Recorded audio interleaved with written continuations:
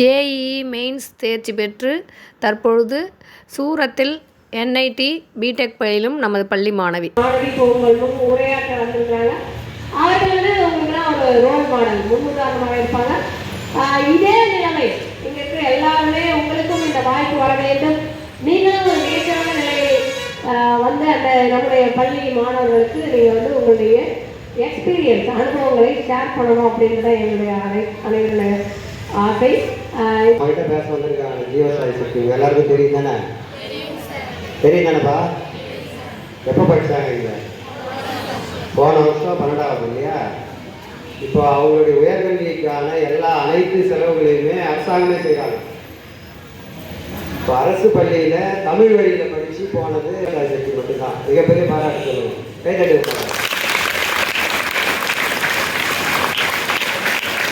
தமிழ் வழியில் படிச்சுட்டு என்ஐடியில் national institute of technology சூரத்தில் இருக்குது. சூரத் எங்கே இருக்குது? குஜராத்தில் இருக்குது.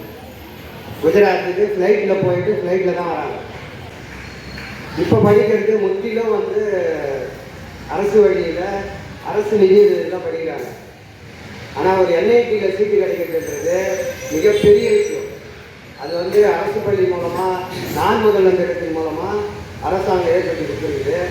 நம்ம தலைமை ஆசிரியர் உங்களுக்கு நிறைய விஷயம் சொல்லிட்டாங்க. இது மாதிரி நீங்கள் மட்டும் இல்லை, அவங்க மட்டும் இல்லை, எல்லாருக்குமே இந்த வாய்ப்பு இருக்குது. இப்போ ஜீவசாய் சக்தி போன வருஷம் தமிழ் வழியில் படிச்சுட்டு கெமிக்கல் இன்ஜினியரிங் தான் முடியும். Chemical engineering BTech chemical engineering படிக்கிறாங்க. அப்போ அது மாதிரி வாய்ப்பு ஒவ்வொருத்தருக்கும் இருக்குது. போன வருஷம் படிக்கும்போது முன்னாடி நீங்கள் பேசுவானா கூட தயங்கின ஒரு நபர் தான், உங்களை மாதிரியே. ஆனால் இந்த வருஷம் உங்கள் எதிர்க்க நீங்கள் பேசுறதுக்கான ஒரு ஆப்பர்ச்சுனிட்டியும் ஒரு தன்னம்பிக்கையும் எது கொடுத்துருக்குன்னா அவங்களுடைய படிப்பு தான் கொடுத்துருக்குது. ஜீவசாய் சக்தியாக இப்போ நாம் கூப்பிடுவோம் உங்கள் எதிர்க்க பேசுறதுக்காக. ஆமாம், சொல்லுங்கள். எல்லாருக்கும் ஃபஸ்ட்டு வணக்கம். என் பேர் ஜீவசாய் சக்தி. நான் போன வருஷம் உங்களை மாதிரி தான் இங்கே படித்தேன். இப்போ நான் எது சொன்னாலும் உங்களுக்கு புரியாது, ஏன்னா நானே இங்கே இருந்து தானே படிச்சுட்டு வந்திருக்கேன். விஷயம் பண்ணுவோம். என்ன அப்படின்னா, நம்மகிட்ட எது இல்லையோ அதையே நம்ம யோசிச்சு இது நம்மகிட்ட இல்லை, எனக்கு எங்கள் அப்பா இல்லை, எனக்கு வீட்டில் வசதி இல்லை, எங்கள் வீட்டில் பிரச்சனை இருக்குது. நம்ம எப்பவுமே பிரச்சனையை பற்றியும் நம்மகிட்ட இல்லாததை பற்றியுமே நம்ம யோசிச்சுட்டு இருப்போம். எப்பவுமே நம்மகிட்ட இல்லாததை பற்றி யோசிக்க கூடாது. இருக்கிறது என்னவோ அதை எப்படி பயன்படுத்துறது கற்றுக்கணும். அவங்ககிட்ட ஒரு சின்ன விஷயம் இருக்குது, என்ன பிரச்சனை இருந்துச்சுன்னா அவங்களால நம்ம மாதிரி நார்மலாக நடக்க முடியும். ஆனால் அதை அவர்கள் ஒரு குறையாக நினைக்காமல் நம்மகிட்ட இந்த பிரச்சனை இருக்குது. அவர் சொன்னார், சார் உங்களுடைய கம்ப்யூட்டர் சார் சொன்னார், எனக்கு ஆச்சரியமாக இருக்குது மேடம், உங்களுக்கு நல்ல டிஃப்ரென்ஸ் தெரியுது. ஏன்னா போன வருஷம் இந்த குழந்தை அவங்க அப்பாவோ அல்லது அவங்க அண்ணனோ இப்படி தான் விடுவாங்க, ஒரு நாள் கூட நடந்து வர முடியாது. ஆனால் இப்போ தைரியமாக சைக்கிளில் வந்திருக்காங்க. அந்த ஒரு போல்டு, தைரியம், ஒரு விழிப்பவர், தன்னம்பிக்கை, இதெல்லாம் எங்கே வந்ததுன்னா வெளியில் போய் 4 பேரை பார்க்கும்பொழுது. ஆனால் உள்ளே கொஞ்சம் இருந்திருக்கும், அது இப்போ வெளிப்படுகிறது.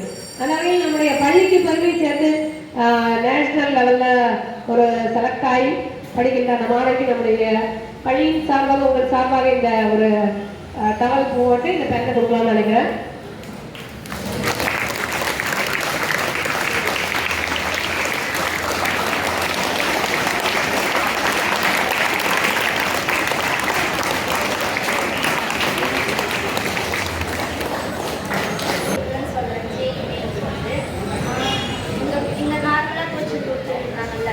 நீங்கள் 11th கூட இருந்திருக்கீங்க. இப்போ இருக்கிற அப்புறம் நீங்கள் அந்த மெயின்ஸ் கிளியர் பண்ணிட்டீங்கன்னா உங்கள் கவர்மெண்ட்லேருந்தே கூப்பிடுவாங்க, யார் யார் கிளியர் பண்ணியிருக்காங்கன்ட்டு. அப்படி தான் என்னை கூப்பிட்டாங்க. 2 மாதம் கோச்சிங் நடத்துவாங்க அட்வான்ஸுக்கு.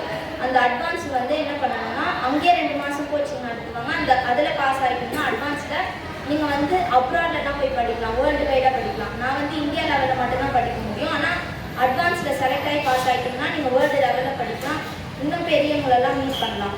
அதுக்கப்புறம் நீங்கள் ஃபஸ்ட்டு ஃபிசிக்ஸ், கெமிஸ்ட்ரி, மேக்ஸில் புரிஞ்சு படிங்க. மீதி சப்ஜெக்டெல்லாம் உங்களுக்கு எப்படி வருதோ அப்படி படிச்சுட்டு போர்டு எக்ஸாமில் கான்சன்ட்ரேஷன் பண்ணுங்கள். ஆனால் புரிஞ்சு படிங்க. வேறு ஏதாவது டவுட் இருக்கா? இன்ஜினியரிங் படிக்கிறேன். அங்கே எப்படின்னா இங்கிலீஷ் தான். இதெல்லாம் சொல்ல நான் பேசவே மாட்டேன். அங்கே போயிட்டு எனக்கு இப்போ இருக்க பாதி பேர் வந்து வெளிநாட்டில் இருக்கவங்க தான் என்னோடய ஃப்ரெண்ட்ஸே. அதுக்கப்புறம் அதர் ஸ்டேட் பீப்புள்ஸ் அவங்க கல்ச்சர்லாம் பார்த்தீங்கன்னா அதெல்லாம் ரொம்ப நல்லாயிருக்கும். நீங்கள் இன்கேஸ் ஜேஇயில் உங்களுக்கு காலேஜ் கிடைக்கலனா கூட அண்ணா யூனிவர்சிட்டி, அப்புறம் விஐடி, இந்தியா லெவல்லே இன்னும் அதுக்கு மிட்டம் அதுலலாம் உங்களுக்கு காலேஜ் கிடைக்கும். நீங்கள் ட்ரை பண்ணலாம். அப்புறம் கியூட் கூட தான் என் ஃப்ரெண்டு ஒருத்தவங்க கியூட் எழுதி காலேஜ் பேர் தெரியல, ஆனால் அவங்களும் ஃப்ரீயாக தான் படிக்கிறாங்க. கியூட்டு கிளாட் எழுதி கவர்மெண்ட் வந்து எங்களுக்கு எல்லா ஃபீஸுமே பண்ணுறாங்க. போன வாரம் கூட எங்களுக்கு இதுக்கப்புறம் என்ன பண்ணணும் அதை பற்றி சொல்லியிருக்காங்க. இப்போது இதோடு அவங்க நிறுத்திட மாட்டாங்க. நீங்கள் செலக்ட் ஆகிட்டீங்கன்னா உங்களை இன்னும் மேலும் மேலும் படிக்க வைக்கலாம் பார்ப்பாங்க. இப்போ நான் இன்னும் ரொம்ப நல்லா படிச்சேன்னா அகாடமிக்கில் 3rd இயரில் நான் ஒரு எக்ஸாம் கிளியர் பண்ணேன்னா நான் இப்போ யூகேல போய் கூட படிக்கலாம். இன்னொரு எக்ஸாம் இருக்குது. 3rd இயரில் நான் அந்த எக்ஸாம் கிளியர் பண்ணேன்னா நீங்கள் அந்த காலேஜில் மட்டும் இருப்பேன். அந்த காலேஜில் போயிட்டாலே உங்களுக்கு அடுத்ததுலாம் பண்ணணும். அதையும் கவர்மெண்ட்டே உங்களுக்கு எல்லாமே டீச் பண்ணிடுவாங்க. ஃபஸ்ட்டு நீங்கள் படித்தா மட்டும் போதும். A to Z government travel fees எல்லாமே அவங்களே பார்த்துப்பாங்க. ஃபுட்டு எனக்குலாம் ஃபீஸ் வந்து 1.5 lakhs வருது இந்த செம் ஃபீஸ். அதை கூட கவர்மெண்ட்டே தான் பார்த்துக்கிறாங்க. நீங்கள் நல்லா படித்தா கவர்மெண்ட் இதுவை நம்ம இப்படி தான் கிளியர் பண்ணணும். இப்போ உங்கள் சார்பாக நான் சில டவுட்லாம் கேட்குறேன். ஆக்சுவலாக வந்து இந்த மாதிரி ஜேஇ மெயின்ஸ் எழுதி ஒரு செலக்ட் ஆகுறாங்கல்லம்மா, அதுக்கும் இது சாதாரணமாக பிஇ வைக்கிறாங்க, சாதாரணமாக வந்து மெரிட்டில், அதுக்கு என்ன டிஃப்ரெண்ட்? இப்போ வந்து நீங்கள் இந்த தமிழ்நாட்டில் எதனா காலேஜ் படிச்சிங்கன்னா என்ன ஆகும்னா, இப்போ பிளேஸ் ஆகும்ல நம்ம காலேஜில், அது வந்து எடுக்க மாட்டாங்க. ஃபஸ்ட்டு ஐஐடியில் நீங்கள் பிளேஸ் ஆகிட்டீங்கன்னா ஃபஸ்ட்டு ஐஐடியில் பார்ப்பாங்க, 2வது என்ஐடி, 3வது IIIT, 4வது நிஃப்டம் பார்ப்பாங்க. அதுக்கப்புறம் இருக்கிறது தான் அண்ணா யூனிவர்சிட்டி, விஐடிக்கெலாம் வருவாங்க. அதனாலக்கப்புறம் இந்த மினிமம் சேலரியே வந்து வருஷத்துக்கு எங்கள் காலேஜில் வந்து மினிமம் சேலரி வந்து செலக்ட் ஆகிட்டா 20 லட்சம் வருஷத்துக்கு தருவாங்க. அதுதான் மினிமம் சேலரி எங்களுக்கு பிளேஸ் ஆகிட்டா. மினிமம் நீங்கள் அதுலேயே இன்னும் நிறைய படிச்சிங்கன்னா ஹையஸ்ட் வந்து 72 lakhs. அதாவது ஒரு வருஷத்துக்கு 20 லட்சம் அப்படின்னா ஒரு மாதத்துக்கு எவ்வளோமா? கிட்டத்தட்ட ஒரு குறைஞ்சபட்சம் முதல்லையே 1.25 லட்சம் சம்பளம். 1.25 லட்சம் ரூபாய் முதல் மாதம் நீ சம்பாதிக்க. அது வந்து உனக்கு எவ்வளோ அளவு உன்னுடைய லைஃப் ஸ்டைல், உன்னுடைய வாழ்க்கையே மாறும். சொல்லியிருப்பாங்க. அது எப்படி இருக்கு, அந்த எக்ஸ்பீரியன்ஸ் எப்படி நீ வந்து உணரும்?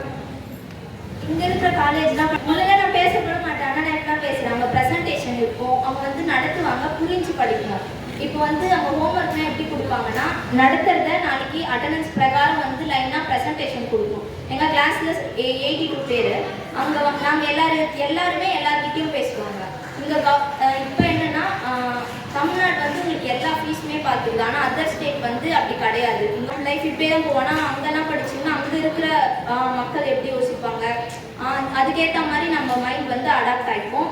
அது ஒரே சந்தேகமா, இப்போ வந்து கம்யூனிகேஷன், அதாவது எல்லாருக்குமே பயப்படுறது என்ன விஷயம் அப்படின்னா, மீடியம் வந்து தமிழ் மீடியத்தில் படிச்சிருப்பாங்க இல்லை இங்கிலீஷ் மீடியம் படிச்சிருப்பாங்க, ஆனால் அங்கே நடத்துறது இங்கிலீஷில் நடத்துகிறாங்க அப்படின்னா அப்போ அவங்களுக்கு வந்து மீடியம் வைஸ் ஒரு பயம் இருக்கும். அந்த பயம் வந்து உனக்கு வந்துருக்கும், அதாவது நமக்கு புரியுமா அப்படின்னா அந்த பயத்தை போக்கிக்கிறதுக்கு நீ என்ன கான்ஃபிடன்ஸ் லெவலில் பயன்படும்? இப்போ வந்து நீங்கள் மெயின்ஸில் செலக்ட் ஆகிட்டீங்கனாலே கவர்மெண்ட்டே உங்களுக்கு அங்கே போய் நீ எப்படி இருக்கணும் அதுக்கான கோச்சிங் கொடுத்துருவாங்க. ஸ்போக்கன் இங்கிலீஷ் கிளாஸ் எடுப்பாங்க. இப்போ உங்களுக்கு ஹிந்தி தெரியலையா, ஹிந்தி கிளாஸ் எடுப்பாங்க. அங்கே யார் யார் இந்த மாதிரி போய் படிச்சிருக்கா தமிழ் ஸ்டூடெண்ட்ஸ் அவங்கள வந்து உங்களுக்கு இன்ட்ராக்ட் ஆக விடுவாங்க. அதனாலேயே இன்னும் அந்த காலேஜை பற்றி நல்லா புரிஞ்சுக்கலாம். ஹாஸ்டல் பற்றி சொல்லுங்கள். எங்கள் ஹாஸ்டல் எப்படின்னா ஒரு ரூமுக்கு வந்து 2 பேர் தான். அதுக்கப்புறம் ஐஐடிலலாம் ஒரு ரூம் ஒருத்தவங்க தான். இன்டைம் எதுவுமே கிடையாது. நம்ம நல்லா படித்தா நல்லா ஜாலியாக இருக்கலாம். ஹாஸ்டல் வந்து 20க்கு 20 ரூம். அது எவ்வளோ பெரிய ரூம்னா 20க்கு 20 தெரியும்ல, அவ்வளோ பெரிய ரூம் 2 பேருக்கு. செகண்ட் இயர்லேருந்து நம்ம வேணும்னா தனி ரூம் வாங்கிக்கலாம், வேணான்னா நம்ம ரூம்மேட் கூடவே இருக்கலாம். சாப்பாடு வந்து நார்த் இந்தியன் ஃபுட் தான் கொடுப்பாங்க. அந்த ஸ்டேட்டுக்கு எப்படியோ அந்த ஸ்டேட்டுக்கு ஏற்ற மாதிரி கொடுப்பாங்க. அந்த நாட்டு ஃபுட்டும் நல்லா தான் இருக்கும். அவங்க இப்போ நம்ம தமிழ் மீடியத்துலேருந்து போயிருக்கல, நமக்கு ஃபஸ்ட்டு கஷ்டமாக தான் இருக்கும். அதுக்கப்புறம் அவங்க லெவலுக்கே நம்ம அவங்க கூடவே இருந்துட்டோம்னா அவங்க லெவலுக்கே நம்ம பழகிப்போம், எதுவுமே இருக்காது. ஹோம் சிக், அதாவது வீட்டை விட்டுட்டு போயிருக்கோம், அப்பா அம்மா பார்க்க முடியல, அதை வந்து எப்படி மேனேஜ் பண்ண? அப்படியே எனக்கு இல்லை ஸ்டார்டிங் அப்படி தான் இருந்துச்சு. அதுக்கப்புறம் அவங்க நிறைய ஃப்ரெண்ட்ஸ்லாம் இருப்பாங்களா. இப்போ எனக்கு என்ன கவலையாக இருந்துச்சுன்னா நான் என் ஃப்ரெண்ட் கூப்பிடுவேன், இல்லைன்னா நான் அவங்க கூப்பிடுவேன். வீட்டை மிஸ் பண்ணதான் இல்லை, ஜாலியாக தான் இருக்காங்க. அப்போ அது நம்மளால மேனேஜ் பண்ணிக்க முடியும். ஓகே. அப்புறம் இந்த படிப்பு அப்படின்றது இந்த படிச்சுட்டு இப்போ சாதாரணமாக இந்த 12th முடிச்ச உடனே ஒரு கம்பெனிக்கு போகிறோன்னா ஒரு 7,000 இல்லை 8,000 அதிகபட்சமாக 10,000 சம்பளம் கொடுப்பாங்க. அதுவும் இப்போ இதை படிச்சுட்டு போகக்கூடிய லைஃப்க்கும் என்ன வித்தியாசம் நீ நினைக்கிறேன்? அதாவது உன்னோட கனவு ஏன் அவ்வளோ பெருசாக இருக்கு, எதையும் அதே மாதிரி 12th முடிச்சிட்டோம், ஓகே நம்ம வந்து ஒரு கம்பெனி போனால் 15,000 கிடைச்சிடும், சூப்பராக நம்ம வாழலாம்ல அப்படின்றத தாண்டி நம்ம ஒரு நம்முடைய லைஃப் ஸ்டைல் மாறணும் அப்படின்னு நினைச்சதுக்கு என்னதான் காரணம்? ஃபஸ்ட்டு நானே இங்கே இருக்கிற காஞ்சிபுரம் காலேஜ் பாஸ் பண்ணதுக்கு அப்புறம் தான் என்னை கூப்பிட்டுட்டாங்க. அதுக்கப்புறம் அவங்க என்ன இருக்குது இப்போ நான் அதுக்கப்புறம் நீங்கள் பிடெக்கோட இது நின்றுடாது. நான் வந்து கேட் எக்ஸாம் கிளியர் பண்ணேன்னா நான் வந்து எம்டெக் பண்ணலாம், மறுபடியும் கேட் எக்ஸாம் கிளியர் பண்ணேன்னா பிஹெச்டி பண்ணலாம். இப்போது கவர்மெண்ட் ஸ்கூலில் இருக்கிறவங்களுக்கு என்ன ஒரு பெனிஃபிட்னா எல்லாமே கவர்மெண்ட்டே பார்த்துக்கோ, உங்களுக்கு எதுனா டவுட்னா கூட கவர்மெண்ட்டே பார்த்துக்கோ. எனக்கு வந்து போன வாரம் நான் ஒரு மீட்டிங் அட்டன் பண்ணியிருந்தேன். அதில் சொன்னாங்க 5 சப்ஜெக்ட் எடுத்துருப்பாங்க. இப்போ ஜேஇ மெயின்ஸ் நான் பாஸ் ஆகிட்டேன், ஓகேவா. ஜேஇயில் நான் பாஸ் ஆகிட்டு 5 சப்ஜெக்டில் உன்னோட டோட்டல் கூட்டினா ஜென்ரலுக்கும் 75% வரணும். அந்த மாதிரி எடுத்தால் போதும். நீங்கள் வந்து ஃபிசிக்ஸ் கெமிஸ்ட்ரி புரிஞ்சு படிச்சுட்டு எதெல்லாம் மார்க் அதிகமாக எடுக்க முடியுமோ அதெல்லாம் நீங்கள் இன்னும் ரொம்ப நல்லா படிக்கலாம். நீங்கள் போய் சேர்ந்ததுலேருந்து போயிட்டு வந்தது ட்ராவல் வந்து உங்களுக்கு நீங்கள் செலவு பண்ணியிருப்பீங்க, கரெக்டா? இல்லை, அதுக்கப்புறம் மற்றது அங்கே போய் தங்குற ஹாஸ்டலுக்கோ அல்லது வேற இடத்துல எவ்வளோ செலவு பண்ணி? வேற எல்லாமே அவங்களே பார்த்துப்பாங்க. நம்ம வீட்டில் இருந்து என்ன ஃபீஸும் அவங்களே பார்த்துக்கிறாங்க, ஹாஸ்டல் ஃபீஸ், மெஸ் ஃபீஸ், சாப்பாடு எல்லாமே அவங்களே பார்த்துக்கிறாங்க. நமக்கு எதுவுமே இருக்காது. நல்லா படிக்கணும், நல்ல ஃப்ரெண்ட்ஸ் கிடைச்சிட்டா அவ்வளோதான். எனக்குலாம் புக்கு இருக்காது. நம்ம தான் அவங்க ஸ்லைடர்ஸில் போட்டு காட்டுவாங்க, அது நீ அங்கேயே புரிஞ்சுப்பேன். இங்கிலீஷ் மீடியமாக தான் புரிஞ்சுப்பேன், தமிழ் மீடியம் கொஞ்சம் ஸ்டார்டிங்கில் எனக்கு கஷ்டமாக இருந்துச்சு, அவ்வளோதான். புக்கு கிடையாது, லைப்ரரி போய் படிக்கணும். லைப்ரரிலாம் நல்லா தான் இருக்கும். நோட்டு நார்மலாக நான் 2 நோட்டு இதுவரை யூஸே பண்ணியிருக்கேன் போன 5 மாதத்துக்கு. அப்போ வந்து கிட்டத்தட்ட லைஃப் ஸ்டைல் எவ்வளோ அழகாக மாறும் அப்படின்னு பாருங்க. இப்போ இது ஏன் 11th பசங்களை கூட்டு உட்கார சொல்லிட்டு இருக்கோம்னா உங்களுடைய கற்பனை இப்போலேருந்தே இருக்கணும். என்ன இருக்கணும் அப்படின்னா நிச்சயமாக நம்ம ஜேஇ மெயின்ஸ் 7.5 கவர்மெண்ட் நமக்கு நிறைய விஷயங்கள் கொடுக்குது. அந்த மாதிரி இப்போ இருக்கிறவங்கலாம் பாய்ஸ் எல்லாம் நினைப்போம் நம்ம வந்து அப்படியே ஒரு கம்பெனி போனோம்னா ஒரு 10,000 12,000 கிடைக்கணும். ஆனால் காலேஜ் படித்தா அவங்க மாதத்துக்கு காலேஜுக்கு பையனுக்குமே தமிழ் புதல்வனுக்கு 1000 ரூபாய் மாதம் நமக்கு பேங்க்கில் போடுறாங்க. பொண்ணுங்களுக்குமே புதுமை பெண் திட்டத்தின் மூலமாக 1000 ரூபாய் போடுறாங்க. கவர்மெண்ட் காலேஜில் போய் சேர்ந்துனா உனக்கு எவ்வளோ பெரிய லாபம் பாரு. உனக்கு மாதம் 1000 ரூபாயை கொடுத்து உன்னை படிக்க வைக்கிறாங்க கவர்மெண்ட்டு. அந்த மாதிரி நம்மளுடைய கவர்மெண்ட் நமக்காக செய்யுது. ஏன்னா உங்களுடைய வாழ்க்கை நல்லா இருக்கும். இப்போ நம்ம தமிழ்நாட்டில் பார்த்தீங்கன்னா 179 பேருக்கு அரசாங்கம் வந்து என்ஐடியில் சேருவதற்கான ஐஐடி ஜேஇ மெயின் பாஸ் பண்ணிங்கன்னா என்ஐடியில் சேரலாம்.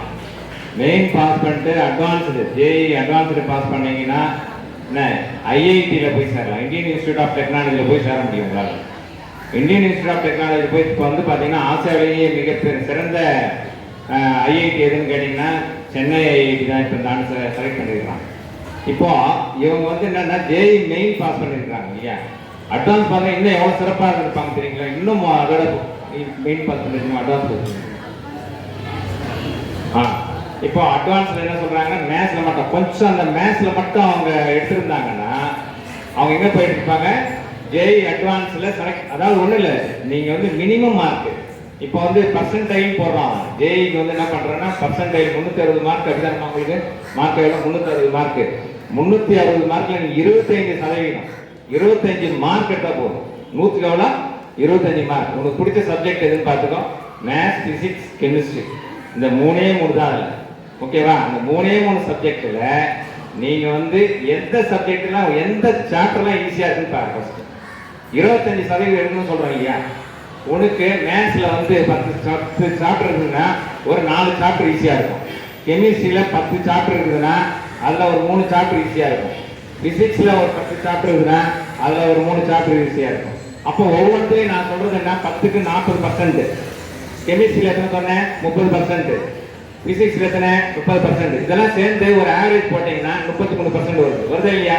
வருது. அப்ப எவ்வளோ? 25% எடுத்தாலே போதும், நீங்க எதில் மெயினுக்கு செலக்ட் ஆகிடுவார். புரியுதா? எவ்வளோ வந்தது லாஸ்ட் இயர் உங்களுக்கு பர்சன்டேஜ்ல?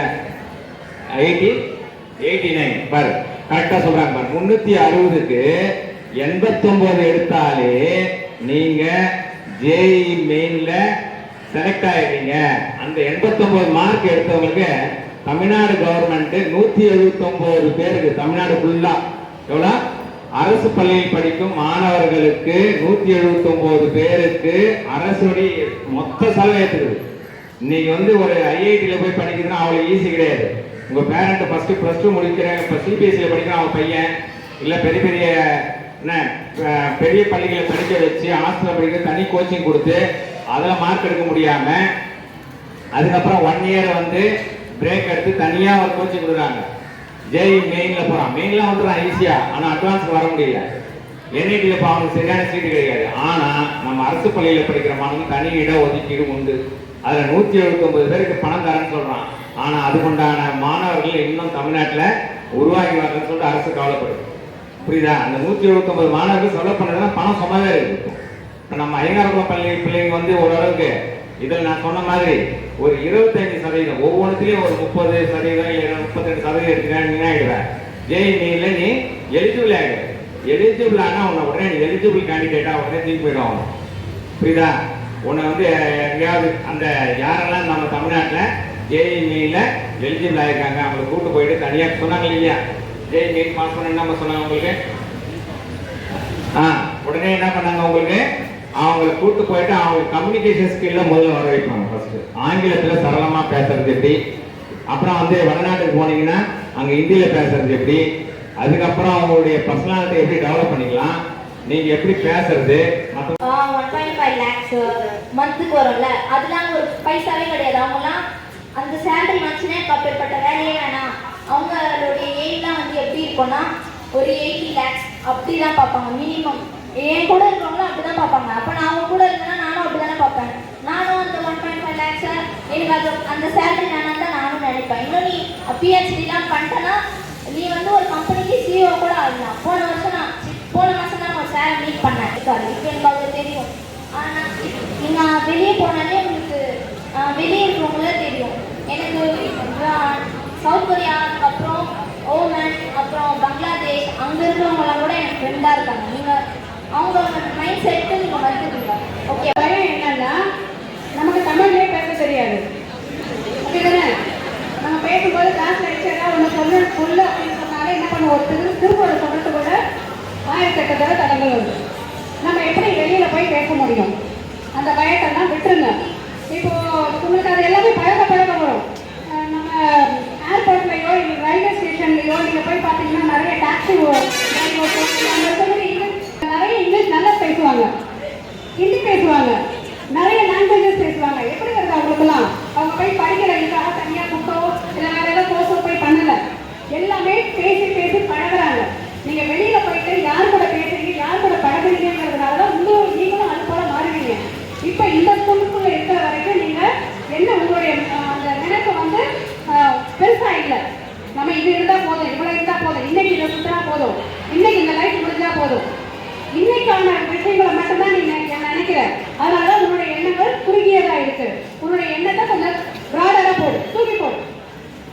அப்பதான் நம்மளுடைய லைஃப்ல என்ன செய்யலாம். பின்னால 80 நீ ஒரு 10,000 காசு சொன்ன மாதிரி ஒரு 10,000க்குள்ள நினைக்கவே நினைக்காத. எனக்கு என்ன டீச்சர் நான் ஃபெயில் ஆயிட்டேன்னா கம்பெனியில 10,000 இருக்குது. 10,000 மட்டுமே உன்னுடைய வாழ்க்கை கிடையாது. 10 லட்சத்தை நீ வச்சுக்கோ. 80 லட்சம் அவர் சொல்றாரு. 80 லட்சம் அவனால வருஷத்துக்கு 80 லட்சம் சம்பாதிக்கிறதுக்கான டேலண்ட் அவர்கிட்ட இருக்கு. ஏன் உங்ககிட்ட என்ன? எல்லார்கிட்டையுமே நம்ம கிட்ட இருக்கு. என்ன பண்ணணும்? கொஞ்சம் நம்ம அதை வந்து என்ன பண்ணணும், பிரகாசிக்க விடணும். அவ்வளவுதான். என்னால முடியாதுன்னா சொல்லவே சொல்லாத. கண்டிப்பா உங்களால எல்லாரையும் முடியும். இன்னைக்கு நிற்கிற மாதிரி நாளைக்கு நீங்க இடத்துல வந்து நீ நிற்ப. அதுக்கு என்ன செய்யணும்? இன்னைக்கான பாடங்களை அதை சொல்ற மாதிரி எதெல்லாம் முக்கியமானதோ அதை எல்லாத்தையும் நீ படிக்கணும். வேற ஒண்ணுமே கிடையாது. அன்றரை பாடத்தை அன்னன்னைக்கு முடிச்சுட்டு கொஞ்சம் எக்ஸ்ட்ரா என்ன ஹார்ட் ஒர்க் பண்ணாலே உங்களுக்கு போதும். கையில இருக்கிற அந்த செல்போனை தூக்கி போடு. அந்த செல்போனை நல்ல வழியில உபயோகப்படுத்து.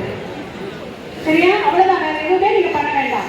என்னெல்லாம் செய்யலாம், எதெல்லாம் பண்ணலாம்னு ஒரு சார்ட் வச்சுக்கிட்டு பண்ணீங்கனாலே உங்களால கண்டிப்பா முடியும். எல்லா சப்ஜெக்ட்டுமே நல்லா படிக்கும். அட்வான்ஸில் வந்து 3 சப்ஜெக்ட்டுமே இப்போ மினிமம் எல்லாத்துலேயும் 10 மார்க் எடுக்கும். ஆனால் 10 மார்க் எடுக்கிறதுக்கு அட்வான்ஸில் கொஞ்சம் கஷ்டமாக இருக்கும். இப்போ என் கூட இப்போ கூட இருந்து படித்தா கூட புரிஞ்சு படித்தோன்னா பாஸ் ஆகிடலாம் கண்டிப்பாக. அட்வான்ஸ் வந்து எனக்கு 2 மாதம் தான் கோச்சிங் கொடுத்தாங்க. அவங்களாம் அட்வான்ஸுக்கு வந்து 8th கோச்சிங் போயிட்டு இருக்காங்க. அட்வான்ஸ் 8thலாம் நமக்கு ஒன்றுமே தெரியாது. 2 மாதத்தில் வந்து இதுவே பரவாயில்லன்னு சொன்னாங்க அங்கே இருக்கிறவங்க. நீங்கள் மெயின்ஸ் மட்டும் பாஸ் பண்ணிட்டாலே போதும். அட்வான்ஸ்க்கு உங்களுக்கு நீங்கள் பாஸ் பண்ணிட்டீங்கன்னு தெரிஞ்சிட்டாலே உங்களுக்கு கவர்மெண்ட்லேருந்தே கூப்பிட்டுருவாங்க. எப்போனா மார்ச்சில் பப்ளிக் முடிஞ்சிட்டு நமக்கு லீவ் இருக்கும்ல, அந்த டைமில் கூப்பிடுவாங்க. நீங்கள் ஃபஸ்ட்டு 2 விஷயம் என்ன பண்ணணும்னா படிக்கிறத புரிஞ்சு படிங்க. 2வது அங்கே போய் நான் இருந்தால 2 மாதம் அவங்க வந்து நாங்கள் கவர்மெண்ட் ஸ்கூல்லேருந்து என்ன மாதிரி வந்திருப்பாங்கல்ல 800 பேர் இருந்தோம். 800 பேரில் வந்து கட் ஆஃப் விடுவாங்க. என்ன கட் ஆஃப் விடுவாங்கன்னா இந்த கேட்டகரிக்கு இவ்வளோ கட் ஆஃப்னு விடுவாங்க. அதில் ஃபஸ்ட்டு வாட்டி கட் ஆஃபில் 10 பேர் போயிட்டாங்க. அவங்க கட் ஆஃப் வந்து போர்டில் மார்க் வந்து அதிகமாக இருந்திருக்கும். ஆனால் அவங்களுக்கு வந்து அந்த கேட்டகரிக்கு அந்த கட் ஆஃப் வரலன்னு போயிட்டாங்க. என் ஃப்ரெண்ட்ஸ்லாம் 10 பேர் அப்படி தான் போயிட்டாங்க. அதுக்கப்புறம் பார்த்தோன்னா மெயின்ஸில் செலக்ட் ஆகிருப்பாங்கல்ல. இப்போ ஒரு 80%. என் கூட படித்த ஒரு பொண்ணு பேர் அவள் மெயின்ஸில் வந்து 95%. ஆனால் அவளுக்கு போர்டு மார்க் இல்லை. போர்டில் வந்து அவளுக்கு டோட்டலாகவே 300 தான் வந்துச்சு. போர்டில் நீ கம்மியாக எடுத்துட்டுனா மெயின்ஸில் நீ 100% எடுத்தால் கூட வேஸ்ட்டு தான். 2த்தையுமே பேலன்ஸ் பண்ணுற மாதிரி படிக்கணும். இப்போ நீ மெயின்ஸில் கூட கம்மியாக எடுத்துட்டுனா அடுத்த வருஷம் நீ படிக்கணும்னு நினச்சினா கூட கவர்மெண்ட் உன்னை படிக்க வைப்பாங்க. ஆனால் போர்டில் கம்மியாக எடுத்துட்டா எதுவும் பண்ண முடியாது. சப்ஜெக்ட் சேர்ந்து எடுத்தால் நமக்கு ஒரு நல்லது. ஏன்னா வந்து எப்போ கட் ஆஃப் ஏற்றுவாங்கன்னே தெரியாது. நீங்கள் 6 சப்ஜெக்ட்க்கும் ஒரு 80 அப்படி வர மாதிரி படிச்சு வச்சுக்கிட்டிங்கன்னா நல்லது. அப்புறம் இப்போ ஃபர்ஸ்ட் குரூப் தான் மெயினாக சொல்லிக்கிறாங்க. நாங்கள்லாம் என்ன பண்ணுறதுன்னு ஒருத்த கேட்கலாம். நிஜமாக எனக்கு ஒரு ஆர்வம் இருக்குது. நம்ம கூட எப்படியாவது 1 லட்சத்துக்கு 20 லட்சம் சம்பாதிச்சு வேண்டாம், 78 லட்சம் சம்பாதிக்க வேண்டாம் அப்படின்னு ஒரு ஆர்வம் வந்துட்டு அதுக்குரிய வாய்ப்புகள் நீ ஃபர்ஸ்ட் குரூப் படிக்கலனாலுமே 3rd குரூப் படிச்சுட்டு JEE எழுதலாம் அப்படின்றதுனால நிறைய கோர்ஸ் இருக்குது. அதை பற்றி விசாரிச்சுங்க. ஃபர்ஸ்ட் வந்து கியூட் எக்ஸாம் கேள்விப்பட்டிருக்கீங்களா? கியூட் எக்ஸாம் என்ன அர்த்தம்னா சென்ட்ரல் யூனிவர்சிட்டி என்ட்ரன்ஸ் டெஸ்ட். புரியுதா? அதில் நீங்கள் எழுதுனீங்கன்னா அதில் என்ன இருக்குன்னு கேட்டிங்கன்னா பிஎஸ்சி, பிகாமு, பிஏ எல்லாமே இருக்குது. பிஏ என்ன இருக்குன்னு கேட்டிங்கன்னா எக்கனாமிக்ஸ்னு இருக்குது. பிஏ எக்கனாமிக்ஸ் முடிச்சிட்டிங்கன்னா எதில் மத்திய அரசு பல்கலைக்கழகங்களில் பிஏ எக்கனாமிக்ஸ்னால் பொறியியல் துறையில் நீ பெரிய ஆளாக வரலாம். நீங்கள் நினைக்கலாம், சார் நான் சயின்ஸ் மட்டும் தான் படிக்கணுமா? பொருளாதாரம் யார் வேணாலும் படிக்கலாம். நீங்கள் சயின்ஸ் குரூப் பிள்ளைங்க கூட படிக்கலாம். ஓகேவா? அடுத்தது பிஏ எக்கனாமிக்ஸ் இருக்குது. ஹிஸ்ட்ரி படிச்சிங்கன்னா சென்ட்ரல் யூனிவர்சிட்டியில், அதாவது மத்திய பல்கலைக்கழகத்தில் ஹிஸ்ட்ரி படிச்சுன்னு வச்சிங்களேன், தொல்பொருள் ஆராய்ச்சி கழகத்தில் உங்களுக்கு பணி நிறைய இருக்குது. அது நிறைய பேர் தெரியல.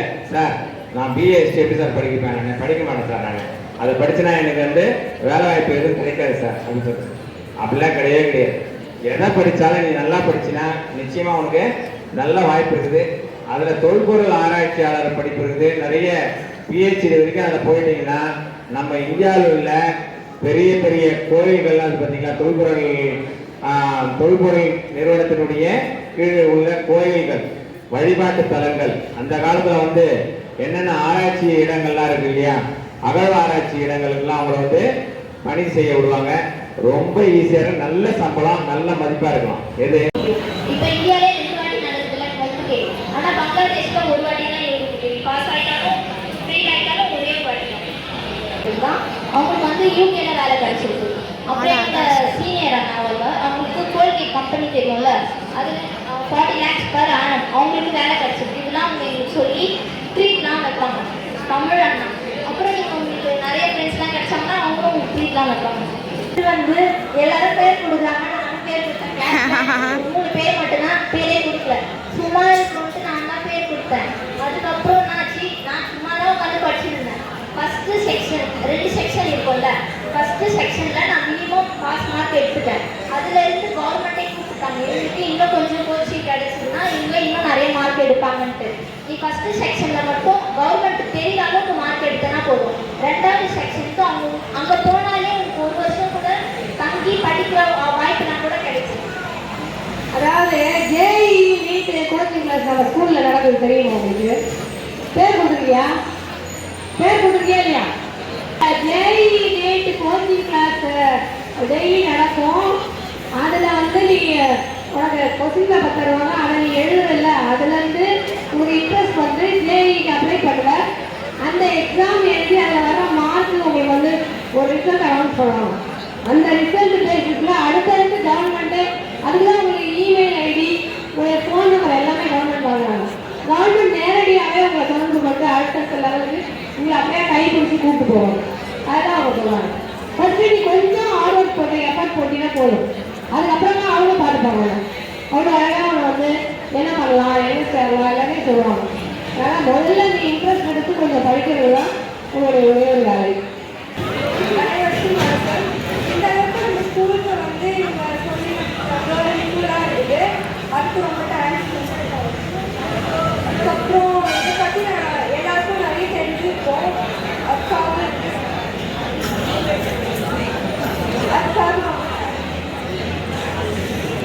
இந்த ஸ்கூலில் படித்த ஒரு ஸ்டூடெண்ட்டோட நமக்கு ஒரு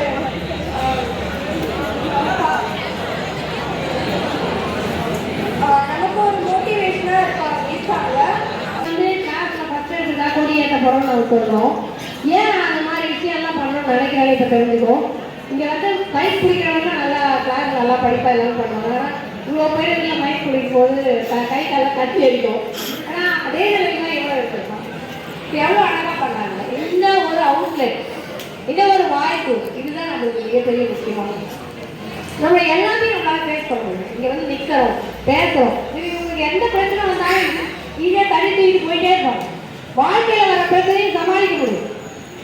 இந்த ஒரு கான்ஃபிடென்ட்டுக்காக தான் உங்களுக்கு நான் இதெல்லாம் நானுமே பண்ண நினைக்கிறேன். கொடி ஏற்றுங்க, இதை பண்ணுங்க அப்படின்னு ஏன் சொல்லணும்னு நினைக்கிறேன்னா இன்னைக்கு இவரை கூப்பிடும்போது எனக்கு முதல்ல கஷ்டமாக இருக்கும். இதே மண்டேடிக்காக நல்லா பேசுவார். ஏன்னா ஒரு தடவை வந்த பிறகு செகண்ட் டைம் பயம் வரும். இந்த ஒரு முதல் ஸ்டெப் எடுத்து வைக்கிறதா எப்பொழுதுமே நமக்கு பிரச்சனையாகும். அந்த விஷயத்தில் இவர் நல்லா பேசுகிற மாதிரி எப்படி போகிற அப்படின்னு கேட்டாங்க. ஃபஸ்ட்டு செலக்ட் ஆகிட்டீங்கன்னா ட்ராவல் எல்லாமே கவர்மெண்ட்டே பார்த்துப்பாங்க. ஃபஸ்ட்டு வந்து நான் ஜம்மு காஷ்மீருக்கு தான் செலக்ட் ஆனேன். அதுக்கப்புறம் எனக்கு சிசாட்னு ஒரு ரவுண்ட் இருக்கும், அதில் தான் எனக்கு சூரத் கிடச்சிது. ஃபஸ்ட்டு ட்ராவல் எல்லாமே அவங்களே பார்த்துப்பாங்க. இப்போ புரிஞ்சு படித்து நீங்களும் அடுத்த வருஷம் என்னை விட நான் என்ஐடி தான் போனேன், நீங்கள் ஐஐடி போங்க, நான் ஐஐடியில் அப்ராடில் போய் படிக்கணும், என்னை விட நல்லா இன்னும் மேலே போங்க, எனக்கு சந்தோஷமாக தான் இருக்கும். ஓகேவா? இதுலேயே நீங்கள் நாங்கள் ஐஐடி அது இருக்கிறதா அதில் எல்லாருக்கும் ரொம்ப தேங்க்ஸ். விவசாய சக்தி மாதிரி உங்களாலே பேச முடியறதுக்கான ஒரு நம்பிக்கை, ஒரு நேரடியான ஒரு உதாரணம். ஏன்னா இப்போ விவசாய சக்தியோட ஃபேமிலி பேக்ரவுண்டு மாதிரி தான் நீங்கள் நிறைய பேர் இருக்கீங்க. அவங்க அம்மா ஹவுஸ் ஒய்ஃப் தான், வீட்டில் இருக்காங்க. அவங்க அப்பா ஒரு பிஸ்னஸ் பண்ணுறாரு, சின்ன பிஸ்னஸ்ஸு.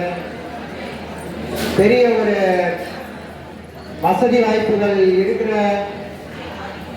செலவு பண்ண தகுதி இருக்கிறவங்களால கூட அது மாதிரியான ஒரு இன்ஸ்டிடியூஷனில் படிக்க மாட்டேங்கான ஆப்பர்ச்சுனிட்டி கிடைக்க மாட்டேங்குது. அந்த ஆப்பர்ச்சுனிட்டியை ஏற்படுத்தி கொடுத்தது யாருன்னா அரசாங்கம், அதை பயன்படுத்திக்கிறது யாருன்னா விவசாய சக்தி. அது இப்போ நான் வந்து ஆரம்பத்தில் நான் கிளாஸ் டீச்சராக இருந்தேன். விவசாய சக்திக்கு பேர் குடும்பம் போது இனிஷியலாக கொடுக்கல. அதுக்கப்புறமா 2வது முறையாக கேட்கும்போது தான் சரி பேர் எழுதிக்க சரி எழுதுனாங்க. ஏன்னா நீங்களும் அதே மாதிரி தான் பண்ணுறீங்க. இப்போ ஒரு சனிக்கிழமைகளையும் கிளாஸ் ஒன்று நடத்துகிறாங்க.